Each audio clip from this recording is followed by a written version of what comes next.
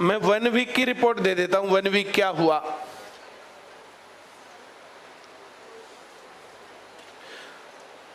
अब 1 वीक से तो ज्यादा ही हो गया। हम लोगों ने 28 को प्रोटेस्ट जो है मेरे ख्याल से किया था, फाइनल है ना। आज 6 मई हो गई, तो ये 10 दिन हो गए, 15 दिन लगा लो, 15 डेज, 2 वीक्स लिख देते हैं इसकी जगह। मेरे पास कुछ स्टूडेंट्स आए थे, सम ऑफ आईसीएस के कुछ लोग थे और कुछ लोग बिना आईसीएस के थे। उन्होंने कहा था सर सीईटी क्वालिफाई नहीं होगा तो ये मामला गड़बड़ है। और ये मैंने भी तुम्हें बताया था, इस पर मैं खदरी जी के पास भी गया था और फिर वहां पर कोई सॉल्यूशन इसका मिला नहीं था। और क्या गड़बड़ है ये मैंने लास्ट उसमें बताया था। उसके बाद वे दोबारा आए थे, दोबारा फिर से बातचीत हुई थी, फिर से जो फाइनल हुई थी 2 बातें कि एक हम ट्विटर कैंपेन करेंगे, उसके अंदर 2 लाख से ज्यादा ट्वीट्स हुए थे। और दूसरा हम लोगों ने जो है डिसाइड किया था कि हम लोग प्रोटेस्ट करेंगे, क्योंकि कोई भी आदमी सुन नहीं रहा, कहाँ जाके बताएं। तो जिस दिन प्रोटेस्ट था, प्रोटेस्ट के लिए हम लोगों ने गवर्नमेंट को इंटीमेशन देना होता है और हम ये देते हैं हमेशा प्रशासन को कि हम लोग एक प्रोटेस्ट मार्च निकालेंगे, शांतिपूर्ण तरीके से प्रोटेस्ट होगा। जो मैं कह रहा हूं समझ में आ रहा है? तो पहले बोले हम साउंड सिस्टम की परमिशन नहीं देंगे। अब मामला ऊपर तक पहले से गया हुआ था, उसके अंदर उनके पास रिपोर्ट ये थी कि ये प्रोटेस्ट बहुत ज्यादा बड़ा होने वाला है। फिर जो है मामला, जैसे हम जाके इन्फॉर्मेशन दे आते थे, वो मामला बना नहीं। फिर जो है मैं गया वहां पर, भाई जो है तुम लोग कैसे प्रोटेस्ट की परमिशन नहीं दोगे? बोले धारा 144 लगा रखी है। मां धारा 144 क्यों लगा रखी है? और हम लोग शांतिपूर्ण तरीके से करेंगे, हम लोगों को रास्ता बताओ हम क्या करें।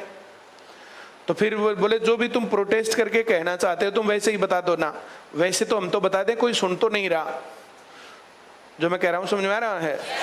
तो उन्होंने कहा कि हम हायर अथॉरिटीज तक पूरी बात पहुंचा देते हैं और आप लोग प्रोटेस्ट को कुछ दिन के लिए टाल लो। बोले कैंसिल कर दो। मैं कैंसिल तो होना नहीं है, अगर सीईटी क्वालिफाई नहीं होगा तो प्रोटेस्ट कैंसिल नहीं होगा, प्रोटेस्ट तो होगा। तो उन्होंने कहा ये हमारे हाथ में नहीं है। भाई तुम्हारे हाथ में जो है ना तुम वो कर दो बस, और कुछ नहीं। तो बोले क्या करें? हम प्रोटेस्ट करना नहीं चाहते, हमारी तो मजबूरी है, गर्मी में तो पैर में आना पड़ेगा, खाम खाई किलकी मारनी पड़ेंगी, तो हम लोग नहीं चाहते प्रोटेस्ट हो, हम लोग चाहते सीईटी क्वालिफाई हो। मेरी ये बातचीत उनसे हुई, उन्होंने कहा 2-4-10 दिन का टाइम दो, हम इसको हायर अथॉरिटीज को लिखते हैं और ये प्रोटेस्ट आप पोस्टपोन कर लो। इस बात के ऊपर मैंने वैसा ही लिख के डीसीपी महोदया हैं उनको दे दिया था यहाँ पर, उसकी आईबी की, सीआईडी की, और जो प्रशासन की रिपोर्ट है वो ऊपर तक गई थी। उसके बाद वे बच्चे दोबारा आए, सर क्या करें? माँ भाई मैंने जो है जो काम करना था वो तो कर दिया, अब दूसरा काम, अब सरकार खाली तो बैठी नहीं होती कि जो ये प्रोटेस्ट का मामला आएगा, सीईटी का मामला आएगा, इसके ऊपर हम देखेंगे। सरकार को सब कुछ काम होते हैं, हाँ या ना? तो उसके ऊपर फिर हमारी बात हुई। तो मैंने जो है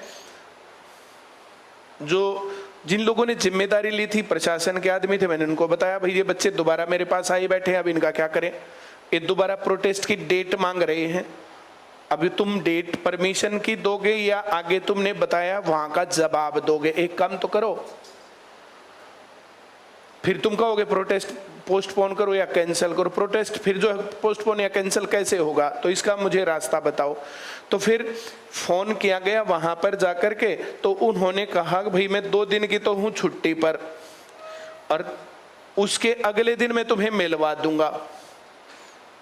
उनकी वहां पर बातचीत होगी, ठीक है, हम 2 दिन बिना कहाँ भागे जा रहे हैं प्रोटेस्ट किए बिना, 2 दिन बाद मिलवा दो। क्या बात है, चल क्या रहा पता तो चले, खिचड़ी क्या हो रही है। उसी बीच में फिर मैंने सोचा चलो मैं शिक्षा मंत्री को देख लेता हूँ एक बार बात करके।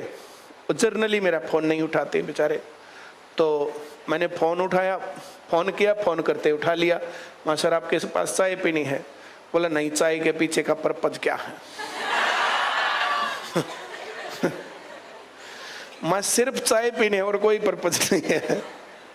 बोले आ जाओ। मैं ठीक आता हूँ। तो अगले दिन का तो 2 दिन में लगातार इसलिए गया। पहले दिन मैं शिक्षा मंत्री के पास गया, शिक्षा मंत्री के पास जाकर के वहां पर मैंने पूरी बात बताई कि ये सीईटी क्वालिफाई क्यों होना चाहिए और ये 4 गुना वाला मामला क्यों गलत है। ये पूरी बात मैंने उनको समझाई। बोला मैं भी कह तो रहा था पर मान तो नहीं रहे। कोई बात नहीं, आप ये कहना कि परिमल आया था, उसने मेरे को बहुत अच्छे से समझाया और इसको आप क्वालिफाई कर दो। मैं जो कह रहा हूँ समझ में आ रहा है?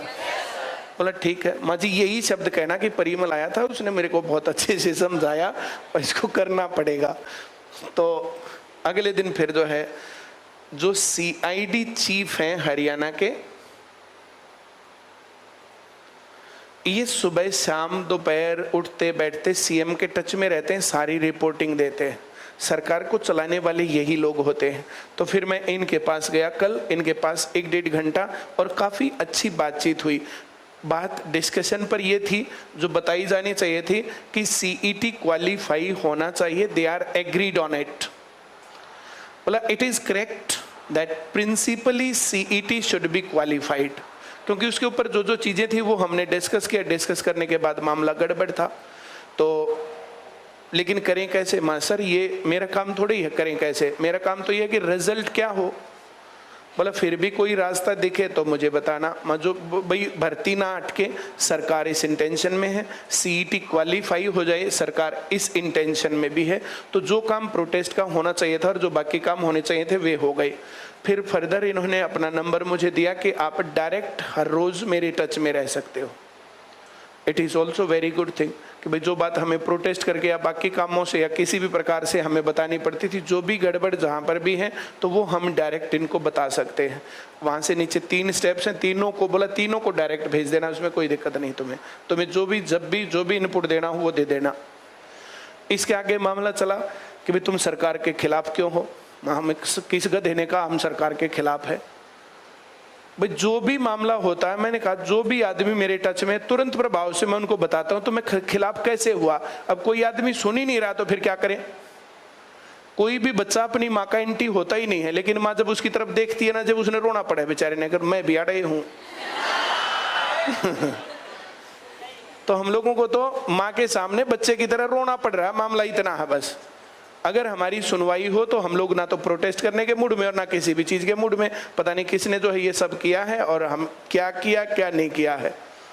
तो बोले नहीं, कह रहे थे कि परिमल का कोई दूसरा इंटेंशन है। दूसरा तीसरा चौथा कुछ भी नहीं है, एकमात्र एक इंटेंशन है, प्रॉपर तरीके से भर्तियां चलती रहे, नौकरियां लगते रहे बच्चे। मुझे कोई टेंशन नहीं है।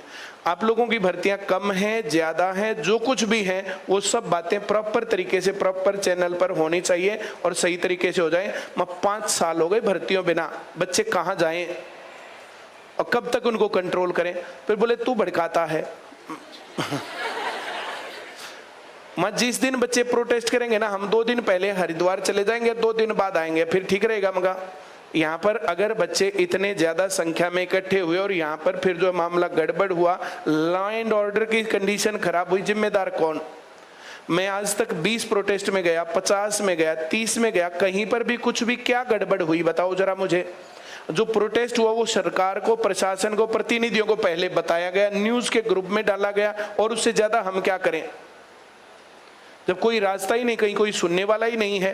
बोला नहीं, तुम मेरे पास बैठे हो, देखो ये सुनी तो गई है। माँ ये 5 साल बाद सुनी गई साहब, 5 साल तब सुनी जब हम रोए, वरना तो सुनते ही नहीं। इतनी बात हमारी हुई। अब फर्दर मुझे पूरी उम्मीद है कि ये पूरा प्रोसेस एक सही स्मूथ रास्ते पर चलेगा। जो हमारा पर्पज था, तुम लोग अपना पढ़ने पर पूरा जोर लगा दो। एक आधी बार कहूँ ट्विटर वगैरह कर देना तो थोड़ी देर की कहानी होती, 5, 7, 10 मिनट की। तुम बहक मत जाना। भर्तियां करने के मूड में है सरकार। दिसंबर से पहले 32,000 ये और 25,000 के आसपास ग्रुप डी, इतने लोग लगने वाले हैं। 6-7 हजार पुलिस वाले लोग लगने वाले हैं, तो 60-70 हजार नौकरी लगनी है दिसंबर से पहले। पूरी ताकत के साथ पढ़ जरूर लेना, कभी खाम खाई घूमते रहो तुम, और बाद में जो है दिसंबर में जब रिजल्ट आए तुम काकड़ा मुंह करके घूमते फिरो। अब अपनी ताकत पूरी लगा लेना पढ़ने लिखने के ऊपर। मैंने जो बोला समझ में आया? हाँ, अब जैसे पेपर की बात हो रही ना, आधे चेहरे लग रहे हैं, अपने चेहरों को मत लटकने देना। लटके हुए चेहरे एक भी नौकरी नहीं लगेगा। तुम्हारा चेहरा तुम्हारी जिम्मेदारी और किसी की नहीं है। जो मैंने बोला समझ में आ गया? जो सिचुएशन और जो बातचीत हुई है वो ये है।